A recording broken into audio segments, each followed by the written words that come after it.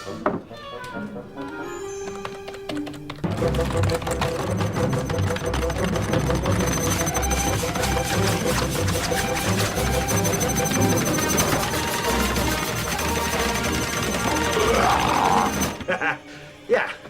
there you go.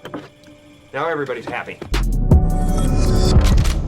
What's up, guys? Boy, Benny, you ever ask yourself, why do lie detectors work? Like, why can you hook anyone up to a lie detector and get a reading out of it? What is universal about lying? Well, under lying situations, most people get really stressed out. Their blood pressure spikes, their pulse spikes, their entire sympathetic nervous system takes over. Involuntary reactions happen all throughout their body, sweating profusely, raising your voice. It's stuff like that that really triggers that lie detector test. And a lot of times, all those spiked cortisol levels lead to you shaking. So it's really easy to spot the liar. Just look at his hands. I want to understand that if you look at those viruses, and that's judged by qualified virologists and evolutionary biologists, those viruses are molecularly impossible to result in SARS-CoV-2. Viruses caused the pandemic. We're saying they are gain-of-function viruses because they were animal viruses that became more transmissible in human, and you funded it. And you admit the truth. And you implying... Senator Paul, your time has expired, and I will allow witnesses who come... If I did the show the whole time like this, and I don't have a medical condition, then you would have to assume something's wrong with me, that I'm way too nervous. How many times has Dr. Fauci testified before Congress? I mean, like billions. He's a fossil. He's 70 years in the federal government. This guy is such a rat. Also, you want to know a time then when Dr. Fauci's hand didn't shake? The day of Donald Trump's inauguration. It might have been shaking for a different reason, if you know what I mean. But Dr. Fauci's hand wasn't shaking when he predicted COVID. Years before COVID. Oh, yeah. Have a listen to this speech on the eve of Donald Trump's inauguration with Dr. Fauci with absolute clarity and assurity telling everyone there's going to be a surprise pandemic. That there is no question that there will be a challenge to the coming administration in the arena of infectious diseases, both chronic infectious diseases in the sense of already ongoing disease, and we have certainly a large burden of that, but also there will be a surprise outbreak.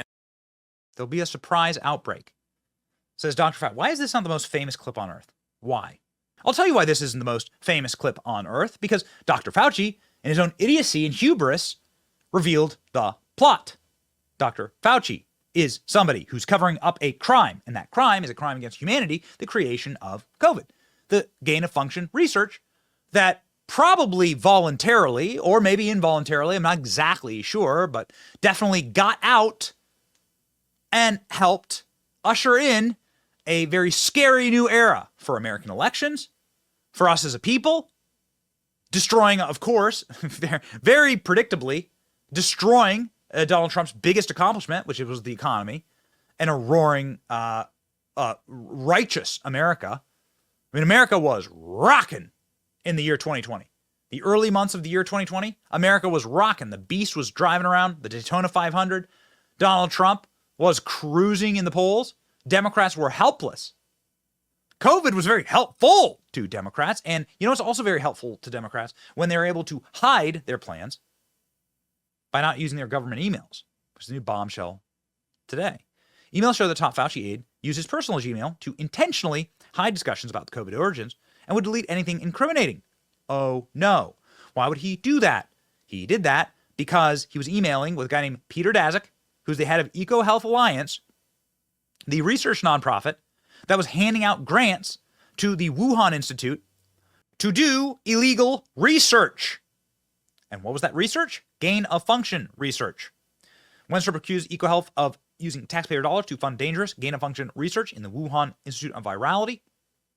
These are not even accusations. This is something that is a fact.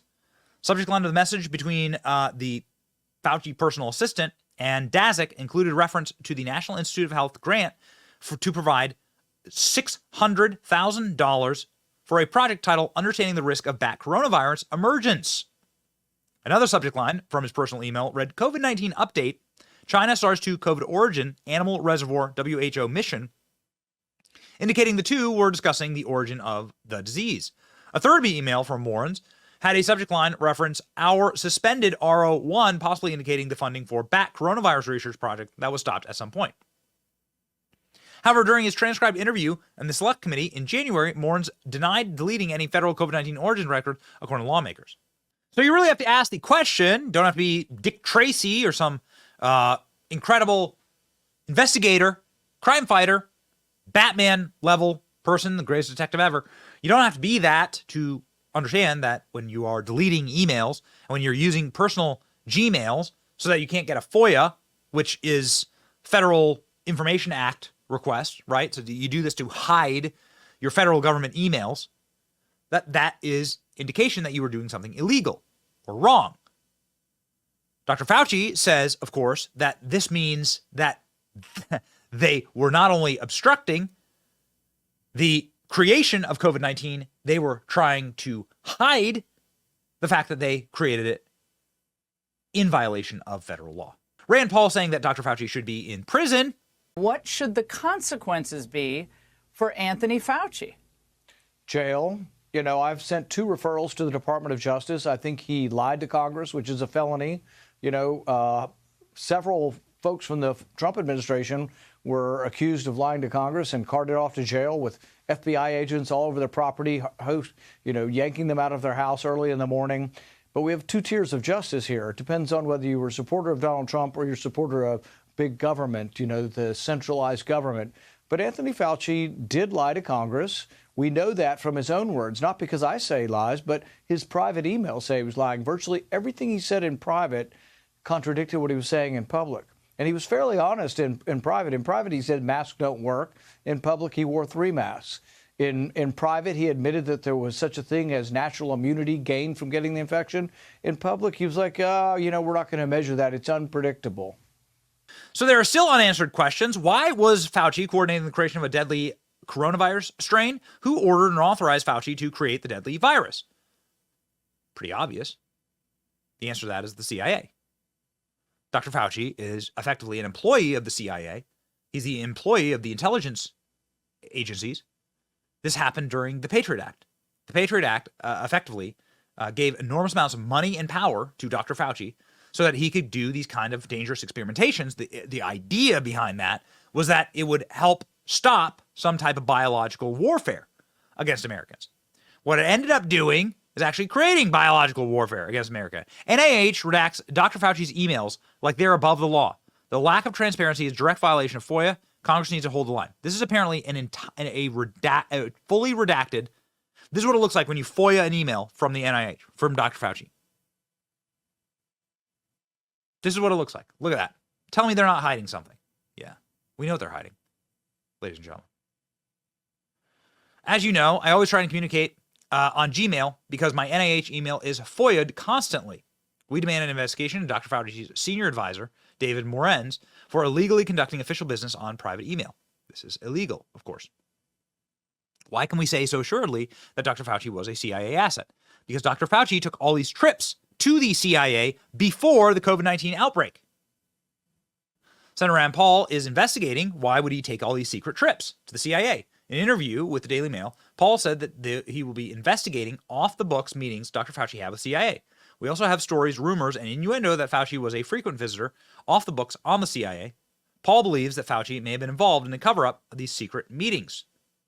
What were the secret meetings? CIA whistleblower claims agency bribed their own analysts to say COVID did not come from Wuhan. Bombshell Republican report exposes virus origin. So think about this for a second. So there's these evil sons of inside of the intelligence agencies, and they don't like Donald Trump because Trump isn't one of them. Trump wants to curtail, obviously, them, and it wants to expose some of their greatest misdeeds.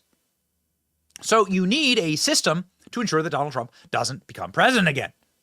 And what would that system look like? Well, one of the things you could possibly do is have a surprise outbreak, as Dr. Fauci promised us there would be, from a lab.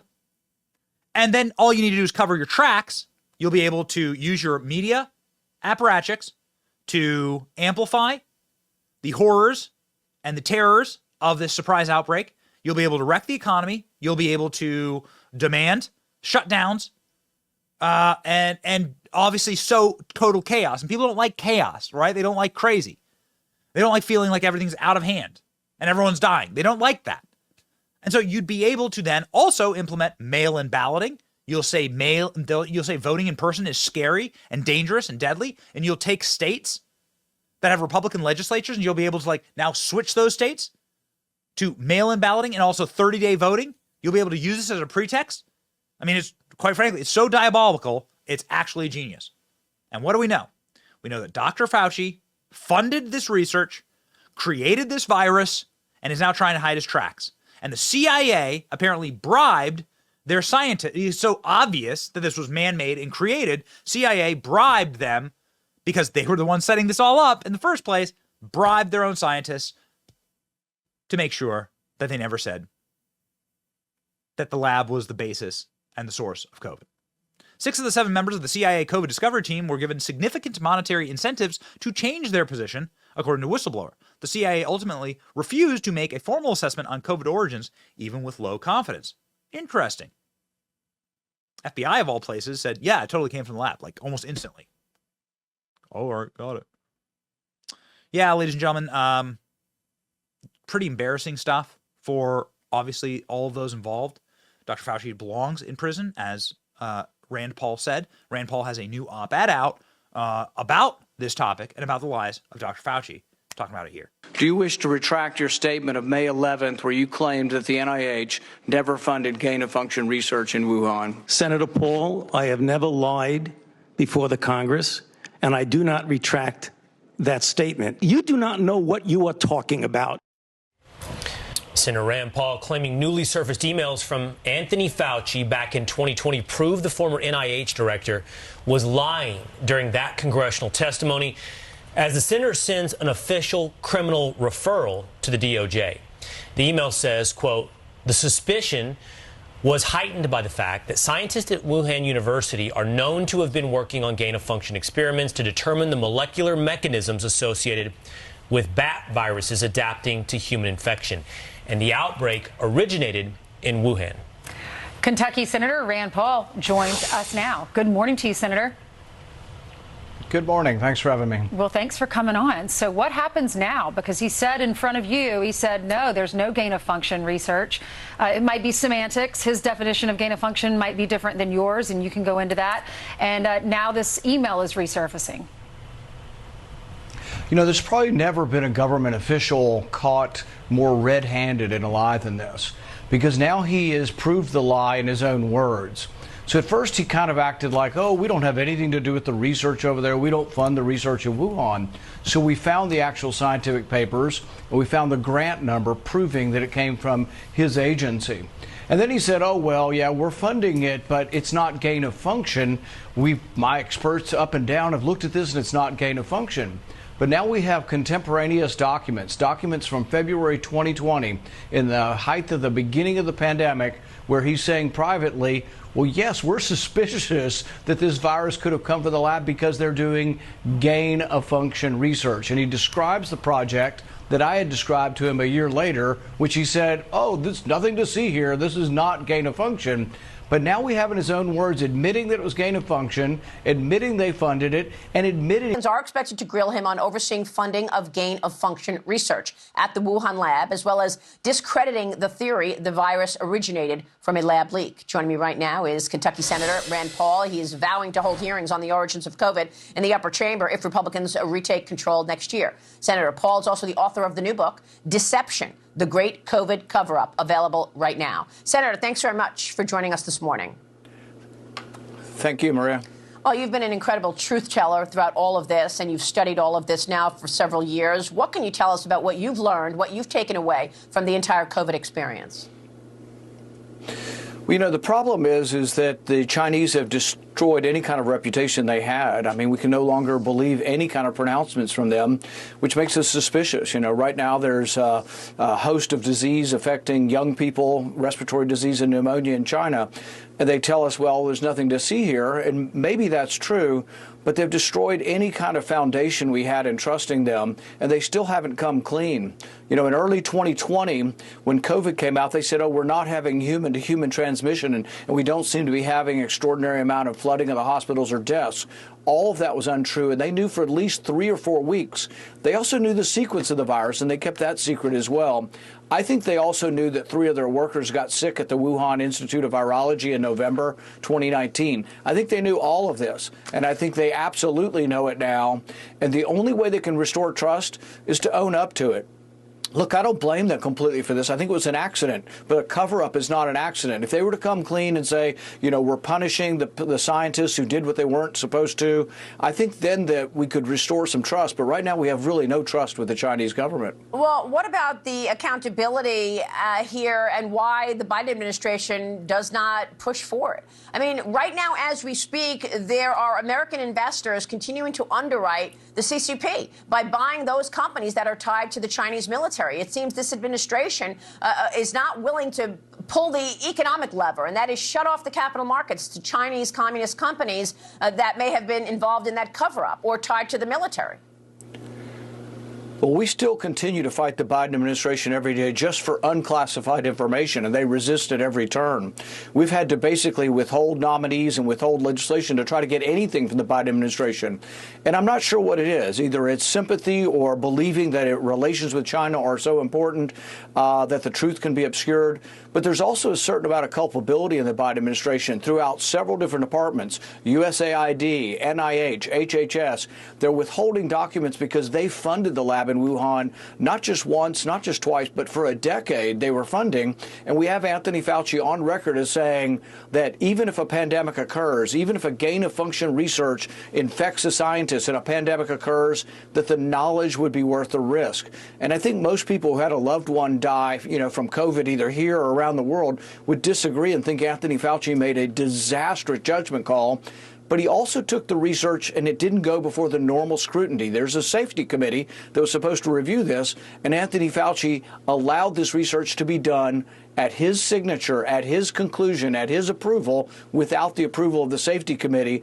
And this, for this, he really should go down in history, perhaps as one of the worst people in public office ever, and responsible for probably more deaths than any other individual in the medical world. Well, I mean, there was so much censorship of so much information that was vital for Americans to see and understand about COVID and about the vaccines, but they censored it. Can we even trust health officials in this government? Well, you know, it was directed explicitly by him. We go over this in the book because he commissioned scientists who were saying in private that they thought it was a manipulated virus, manipulated in a lab and came from a lab. He convinced them in public to say the opposite. He commissioned and edited a paper that said that absolutely this did not come from a lab, while privately all of these same scientists were saying in all likelihood it did come from a lab. So there really was an orchestrated cover-up on this. We also now know that he was visiting the CIA in early 2020.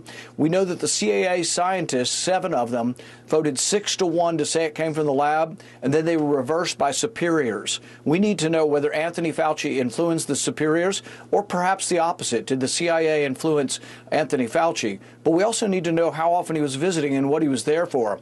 Our understanding is that he wasn't recorded on visitor logs, but he was appearing frequently at the CIA.